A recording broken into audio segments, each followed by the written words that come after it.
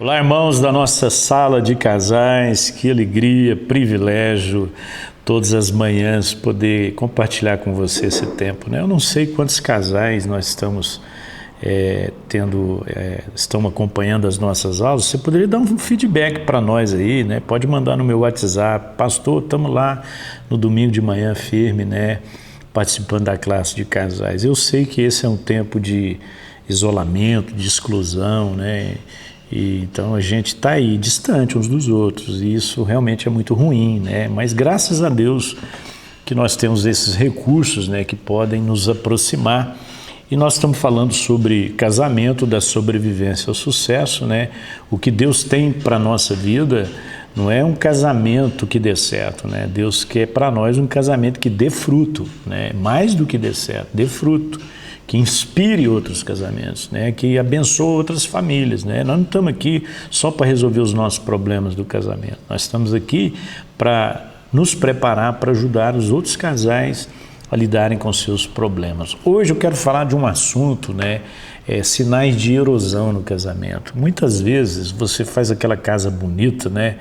Eu lembro quando eu construí a minha casa lá no Santa Mônica, e levei lá o engenheiro, né? Ele fez o projeto, tudo. Depois nós fomos analisar o solo e aí veio as fundações, né? Como nós fizemos aqui no templo, né? Fiquei impressionado com aquele tanto de ferragem, tanto de concreto. E aí um vizinho construtor lá, o cara vende casa, vive disso, né? Em frente à minha casa, chegou lá e falou: vou construir uma casa aqui para vender. Eu falei: que bom. E eu fui ver o cara fazer a casa dele, falei: meu Deus, mas a casa dele, eu acho que gastou bem menos material do que a minha, né? Resumindo, né, irmãos, o fundamento faz a diferença. A casa ficou pronta, né? Linda casa, mas o tempo é cruel, né? O tempo vai revelando as nossas fragilidades, as nossas deficiências, né? A base, né, da nossa vida vai sendo revelada nessas horas. Aí passa carro e caminhão, e a chuva vem, e aí as rachaduras começam a aparecer por conta de uma fundação mal feita. Então as erosões, lidar com isso não é muito fácil, né? Porque a erosão geralmente ela é muito silenciosa, ela é devagar, ela é sutil e ela é constante, né? Então é muito difícil a gente lidar com isso. E na nossa vida não é diferente, né? Quando nós lidamos com as erosões na nossa vida, né? Nós aceitamos a Cristo, depois nós nos submetemos à sua liderança, aí a gente começa a construir a nossa vida em torno de alguns princípios que o próprio Jesus estabeleceu. Mas aí ao longo do tempo começa a surgir algumas rachaduras, algumas falhas de caráter, né? Algumas escolhas, né, que são mal feitas e aí invisíveis muitas vezes para nós e muitas vezes desprezadas. Aliás, invisíveis para as outras pessoas e desprezadas por nós. Então todo casamento geralmente começa firme, né? E duas pessoas comprometidas com Deus, né? E termina a lua de mel e aí começa a se instalar algumas coisas na vida do casal, que a gente vai chamar aqui nesse estudo de erosões, né, do casamento. Pode ser as atividades profissionais, né, são as obrigações que a gente começa a ter, as contas que a gente tem para pagar, o prazo, né, a pressão que a gente começa a sofrer em cima de um prazo e as próprias decepções que nós vamos tendo na vida. Eu não vou ler o texto por conta da sua extensão, mas você pode ler aí que é 2 Samuel, capítulo 2, né? Esse livro vai contar a história, desculpe, 1 Samuel, ele vai contar uma história, né, do que acontece na vida de um sacerdote, na casa do sacerdote. Aí é sério, né, irmãos? Porque não é na casa qualquer, é na casa do líder religioso. Ele tinha 2 filhos, né, Ofni e Finéias, 2 filhos biológicos, e tinha também um filho por adoção, que é Samuel, né? A história, quando Ana deu à luz, fez uma promessa que se ela desse à luz, ela dedicaria a criança ao Senhor, e aí Samuel nasce e ele vai viver no templo, e nessa época ele era o sacerdote e ele acaba desempenhando esse papel de pai, de pai adotivo, né? Ou aquele que tem um filho adotivo. Qual era a vida? Qual que era o ritmo da vida de Eli? Ele era um cara ativo, né? Proativo. Ele cuidava dos rituais do templo, mas ele desempenhava duas funções, né? Ele desempenhava a função de sacerdote e juiz, né? Então, como sacerdote, ele era responsável pelos rituais do templo, e como juiz era ele que decidia as questões políticas, sobre guerra, sobre negociações com outros países, né? Projetos cívicos, obrigações, decisões que ele tinha que tomar. Então ele fez isso por 40 anos, imagina, 40 anos ele foi sacerdote e juiz. E com isso, né, Ofni e Finés, eles foram sendo criados sem essa presença paterna, né? Então vai guardando isso, porque nós estamos falando de erosões, né? E as coisas elas acontecem de maneira muito sutil, elas são imperceptíveis, né? Elas começam numa linha, né? E elas vão aprofundando até virar uma grande tragédia, né? Se você pergunta, Eli era um bom sacerdote? Ele era um bom sacerdote. Ele era um bom juiz? Ele era um líder competente. Mas a Bíblia diz que no final da vida dele, ele não conseguia enxergar. Está lá em 1 Samuel, capítulo 4, versículo 15. O que aconteceu com Eli? Eli havia perdido o contato com os filhos e ele nem conseguia mais enxergar a situação a que eles chegariam. Isso é muito sério, irmãos. Eu quero abrir um parênteses aqui. Já disse isso várias vezes, né, que a igreja se sente assim honrada quando você confia a nós, né, o cuidado, né, a educação, né, parte da educação dos seus filhos. Mas a gente sabe, né, que nós somos apenas uma parceira, né? Aquilo que você vai fazer, aquilo que você vai testemunhar na sua casa para os seus filhos é que vai desenhar, né, vai moldar o caráter deles. Não tem jeito. Então, como que um pai ausente vai poder fazer isso, né? Então eles eram sacerdotes, como Eli também, por causa da linhagem, né? Então era assim que funcionava. Uma vez sacerdote, os filhos vinham e eles eram automaticamente dessa linhagem e eles assumiam também o papel de sacerdote. Mas eles agiam como ímpio. 1 Samuel, capítulo 2, verso 12 e 13, diz que os filhos de Eli eram ímpios, não se importavam com o Senhor e nem cumpriam os deveres de sacerdote para com o povo. A gente não consegue ler a Bíblia aqui, né, e saber como é que o problema, né, começou, quanto tempo levou para que Ofni e Finéias se tornassem depravados. A gente não sabe quanto tempo levou, né? Meyer diz assim: nenhum homem se torna desprezível de repente. É verdade. Se a gente olha para a história de Sansão, por exemplo, né, com Dalila, né, um homem forte, um homem temente a Deus, né, um líder extraordinário, como que o pecado foi minando as forças dele, né, até ele ser humilhado e morto entre duas colunas, né? Qual que era o pecado dos filhos de Eli? Sacerdote, o pai sacerdote e os filhos sacerdotes. Primeiro, verso 29 do capítulo 2 diz que eles usavam a posição para obter lucro pessoal. Ora, irmãos, a posição que Deus os colocou, né, como sacerdote era uma posição privilegiada, mas era para ser exercida em benefício do outro e não em benefício próprio. O segundo pecado deles, no capítulo 2, versos 15 e 16, eles ameaçavam os adoradores com violência. O povo ia adorar no templo e eles faziam ameaças. Terceiro, no capítulo 2, verso 25, diz que eles menosprezavam o pai. Veja toda a história, como que eles tratavam o pai. E no capítulo 2, verso 22, eles se deitavam com as mulheres que trabalhavam no tabernáculo. Olha isso, né? Lá na época de Paulo tinha as prostitutas cultuais. Isso é tão pervertido, né? Então as mulheres iam trabalhar no tabernáculo e os filhos de Eli se deitavam com elas, né? E durante esse tempo, Eli foi avisado, os adoradores chegavam dizendo, olha, seus filhos estão agindo dessa forma, né? É aquela história, né, irmãos? Ah, seu menino bateu no meu filho. Não, meu filho não faz isso, meu filho é um menino comportado, foi seu filho que fez isso com meu filho. Então a gente nunca admite, né? Muitas vezes nós temos dificuldade de admitir que os nossos filhos erraram. Então foi exatamente o que aconteceu com Eli, né?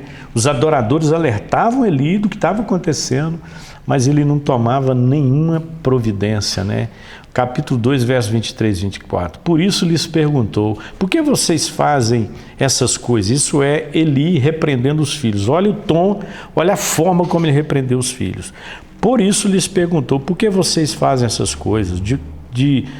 De todo o povo eu ouço a respeito do mal que vocês fazem. Não, meus filhos, não é bom o que eu escuto se espalhando entre o povo do Senhor. Olha isso, irmão, não é bom. Essa é a forma de abordar os filhos que estão envolvidos num pecado tão grotesco, né, tão horrendo. E aí Deus levanta um profeta desconhecido, né, que aparece a Eli e vai proferir essas palavras vindo do Senhor. Por que vocês zombam do meu sacrifício e da oferta que determinei para a minha habitação? Uma pergunta. Por que você honra seus filhos mais do que a mim, deixando-os engordar com as melhores partes de todas as ofertas feitas por Israel, meu povo? Está lá no primeiro livro de Samuel 2:29. O que o profeta faz? Ele declara a Eli que os seus filhos vão ser julgados. E ele diz, se não arrependerem, os 3 vão morrer, Eli e os seus filhos. E aí o Senhor vem e responsabiliza Eli pelas ações dos filhos dele. Aí, irmãos, olha que coisa interessante. Deus havia usado o menino Samuel para alertá-lo. Muitas vezes eu fiquei pensando, o que Deus falou com Samuel, né? Porque ele falou, quando você ouvir aquela voz, diga, fala que o teu servo ouve. Irmãos, Deus já havia alertado Eli através do pequeno Samuel. Olha o que diz Samuel capítulo 3, verso 11 e 14. O Senhor disse a Samuel, eu vou realizar em Israel algo que fará tinir os ouvidos de todos os que ficarem sabendo. Nessa ocasião executarei contra Eli tudo o que falei contra sua família, do começo ao fim. Pois eu disse que julgaria sua família para sempre, por causa do pecado dos seus filhos, do qual ele tinha consciência. Seus filhos se fizeram desprezíveis e ele não os puniu. Por isso jurei à família de Eli, jamais se fará propiciação pela culpa da família de Eli, mediante sacrifício e oferta. Irmãos, olha, eu fico assustado com a reação de Eli. Imagina se acontecesse com você, né? Deus chegasse e dissesse para você como sacerdote, sua casa tem se comportado mal, seus filhos têm tido essa atitude diante da sociedade, eu vou destruir sua casa. O que você faria? Pelo amor de Deus, não faça isso. O que nós podemos fazer para reverter isso? Irmãos, Eli não reage dessa forma. Eli não diz absolutamente, Eli se torna completamente passivos. Então eu quero dar para você alguns sinais de erosão no casamento, à luz daquilo que nós vimos aqui na história de Eli e dos seus filhos. Nós olhamos esses sinais nas atitudes que nós tomamos quando alguns problemas começam a ocorrer. O problema vem, a atitude que nós temos é que vai definir a erosão. A primeira é atarefado demais. Qual que era o problema de Eli? 40 anos exercendo a função de sacerdote e juiz e ele não tinha tempo para a família.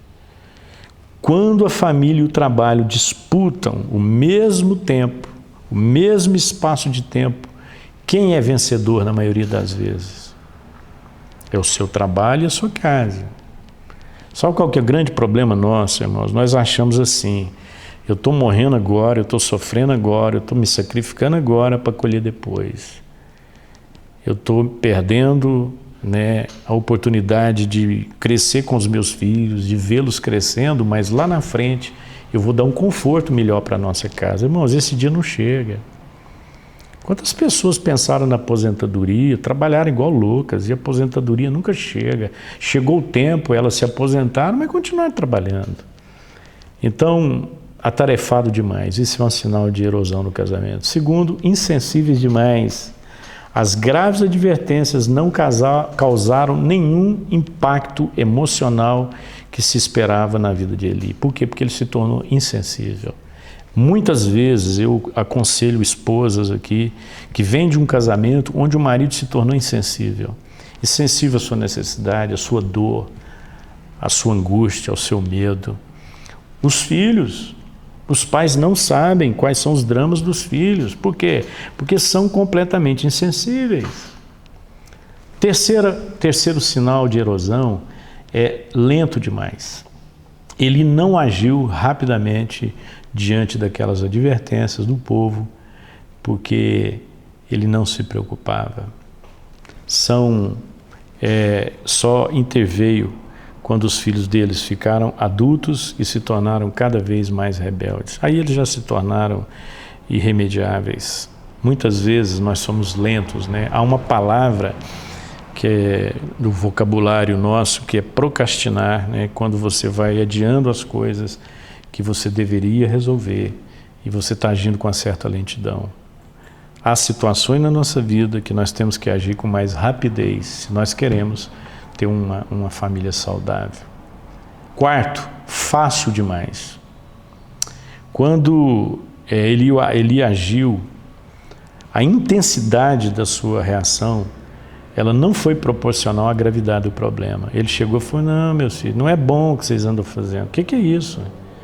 No mínimo, irmãos, né? Porque o que se faz com o sacerdote que age daquela forma é o que aconteceu. Eles foram executados, mas no mínimo, Eli deveria ter expulsado os filhos do templo. No mínimo, esse cargo não é de vocês mais, né? Então, muitas vezes, nós temos pessoas que estão em pecados e assumindo cargos de liderança, trabalhando, né, fazendo coisas, né, que não deveria estar fazendo.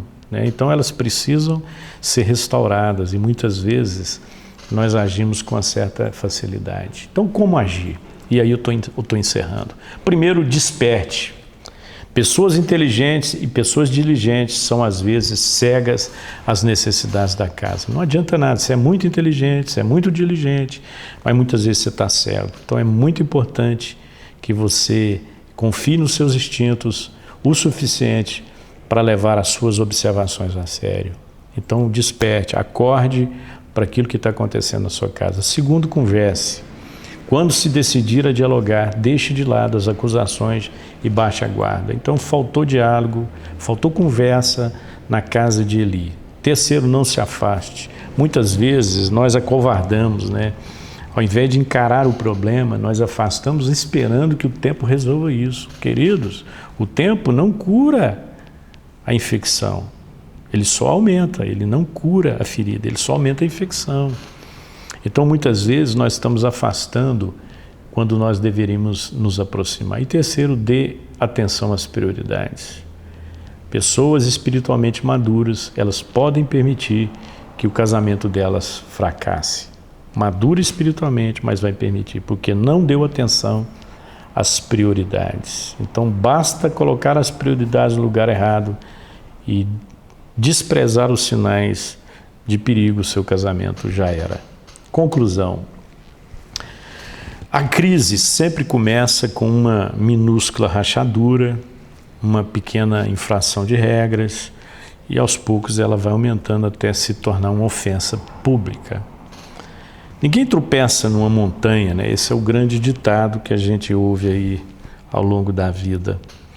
Tem um texto lá de Provérbios, capítulo 16, 18, que diz que a soberba precede a ruína e a altivez do espírito precede a queda. Muitas vezes a gente é tão altivo e tão soberbo que acha que o nosso casamento está maravilhoso. A Bíblia é tão fantástica, irmãos, que ela pegou aqui uma casa de sacerdote. Isso aqui não é a casa de uma prostituta, né? Nenhum preconceito aqui, tá, irmãos? Mas só para fazer aqui uma analogia, né? Muitas vezes a gente acha que a casa da prostituição é a casa do ápice da pecaminosidade. Mas olha aqui, é a casa de um sacerdote, né? E a soberba muitas vezes toma conta do nosso coração. Primeira carta aos Coríntios, capítulo 10, verso 12, Paulo diz: aquele que pensa está em pé, veja que não caia. Então, muitas vezes, você acha que a sua casa está firme, fica atento. As rachaduras, às vezes, demoram a aparecer. Você demora a perceber que o alicerce da sua casa não está firme.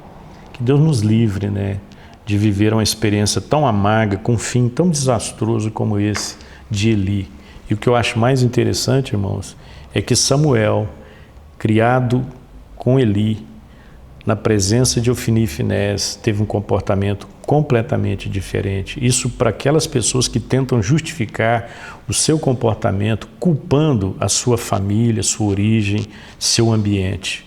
Samuel foi um exemplo, né, de homem que ouvia a voz de Deus. Então, que Deus nos abençoe e livre a nossa casa da erosão. Deus abençoe.